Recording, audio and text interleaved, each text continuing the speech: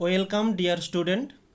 আজকে আমরা এখন এই মুহূর্তে ক্লাস 9-এ তোমাদের কার্যক্ষমতা শক্তি এই চ্যাপ্টার থেকে আসা একটা ম্যাথ, যেটা একটু জটিলতা বলে মনে হলেও এটা কিন্তু খুব সহজ সরল ম্যাথ, বুঝতে পারলে খুবই সহজ হয়ে যাবে। তো আমাদের এই ম্যাথটিতে কি বলছে যে 50 কেজি ভরের, পেনটা একটু নিয়ে নিই। ওকে, 50 কেজি ভরের এক ব্যক্তি সিঁড়ি দিয়ে 15 সেকেন্ডে 30টি ধাপ উঠতে পারেন। আমরা ঠিক স্কুলে ওঠার সময় যেমন খুব কুইক ছুটে ছুটে উঠে যাই, ঠিক তেমনই তোমাদের মতোই এক ব্যক্তি, যে প্রতিটি ধাপের উচ্চতা বলছে 20 সেন্টিমিটার। তাহলে ক্ষমতা কত? এখানে আমাদের জি এর মান দেওয়া রয়েছে। তোমাদের যেটা প্রতিনিয়ত প্রত্যেকটা ক্লাসেই বলা হয়ে থাকে, যে আগে আমাদের প্রশ্নে যে মানগুলো দেওয়া রয়েছে সে মানগুলোকে আগে তুলে নেওয়া। যে 50 কেজি ভর, এখানে আমরা এম সমান 50 কেজি লিখতে পারি।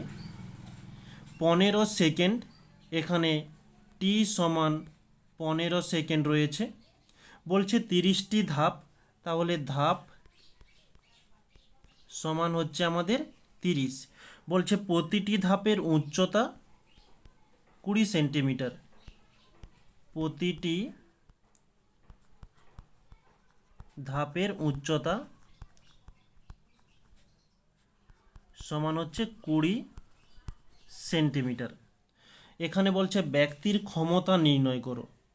ক্ষমতা, যাকে আমরা পি দ্বারা চিহ্নিত করি, পি সমান জিজ্ঞাসা চিহ্ন।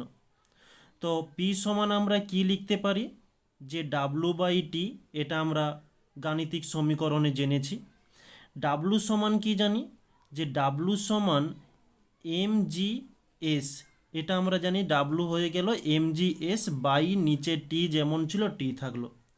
এখানে এম এর মান দেওয়া রয়েছে, জি এর মান দেওয়া রয়েছে, কিন্তু এস এর মানটি দেওয়া নেই, টি এর মানও দেওয়া রয়েছে। তাহলে আমাদের শুধু জটিলতা সৃষ্টি করছে কেবলমাত্র এই এস। এস এর পরিবর্তে আমাদের এই প্রশ্নে এক্সট্রা জিনিস দিয়েছে, যেটা হচ্ছে ধাপ এবং প্রতিটি ধাপের উচ্চতা। এখান থেকে আমাদের এস এর মানটিকে নির্ণয় করতে হবে। ওকে, তো এস এর মানটি আমরা নির্ণয় করব। এস হচ্ছে আমরা সরণ বলে জানি, কিন্তু এখানে উচ্চতার কথা বলছে। উচ্চতাকে আমরা এইচ দ্বারাও চিহ্নিত করতে পারি বা সরণ এস দ্বারাও চিহ্নিত করতে পারি। তাহলে এস সমান হয়ে যাবে, একটু এদিকে করি, এস সমান হয়ে যাবে, এদিকে হচ্ছে 30টি ধাপ, আর তার সঙ্গে প্রতিটি ধাপের উচ্চতা হচ্ছে 20 সেন্টিমিটার। তাহলে এটা গুণ করলে 3 2 6, আর দুটো শূন্য যেমন ছিল থাকলো, এত সেন্টিমিটার। ওকে, তো আমাদের এসের মানটা চলে এলো। এবারে সরাসরি সরাসরি কি এসের মানটা বসানো সম্ভব? সম্ভব নয়। সম্ভব নয়, এটা কেন? এখানে আমাদের আরও একটা দ্বিতীয় জটিলতা, যেটা আমাদের লক্ষ্য রাখতে হবে প্রত্যেকটা ম্যাথের জন্য। আমাদের এখানে এম এর মান দেখো কেজি, এটা আমাদের এস আই একক দেওয়া রয়েছে। সেকেন্ড এস, এটা হচ্ছে এসআই এককও হয়ে থাকে, সিজিএস এককও হয়ে থাকে। ধরলাম আমার এটা এসআই এককে রয়েছে, কিন্তু এই সেন্টিমিটার, এটা কি এসআই এককে আছে? এটা এসআই এককে নেই। কিন্তু আমাদের এখানে জি এর মান দেখো 9.8 মিটার পার সেকেন্ড স্কোয়ার রয়েছে। আবার কোনো কোনো প্রশ্নে তোমাদের 10 দেওয়া থাকে।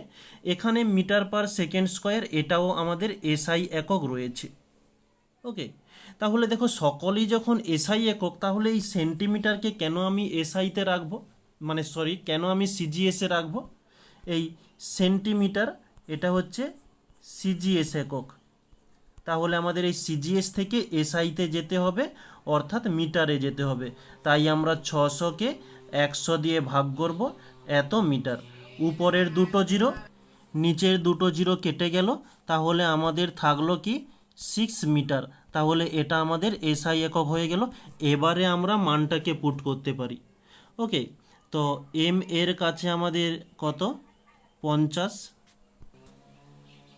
ইন্টু জি এর মান হয়ে গেল 9.8, ইন্টু আমাদের এস এর মান হয়ে গেল কত, 6, বাই টি এর মান 15। এবারে আমরা ক্যালকুলেশন করব। এখানে পয়েন্টকে তুলে দিলে আমরা নিচে 10 পেয়ে যাচ্ছি। নিচের জিরো উপরের জিরো কেটে গেল। 5 দিয়ে দিলে 5 একে 5, 5 3 15 হচ্ছে। 3 দিয়ে দিলে 3 দুগুণে 6। তাহলে আর কাটাকাটি যাচ্ছে না। আমরা তাহলে কি পাচ্ছি 98 ইন্টু 2। 8 2 16, 6 হাত থাকলো 1, 9 2 18, 1 প্লাস করলে 19, তাহলে 196 এত। আমরা তাহলে কিসের মান নির্ণয় করেছি? পি এর মান, মানে ক্ষমতা। ক্ষমতার একক কি হয়ে থাকে? ওয়াট।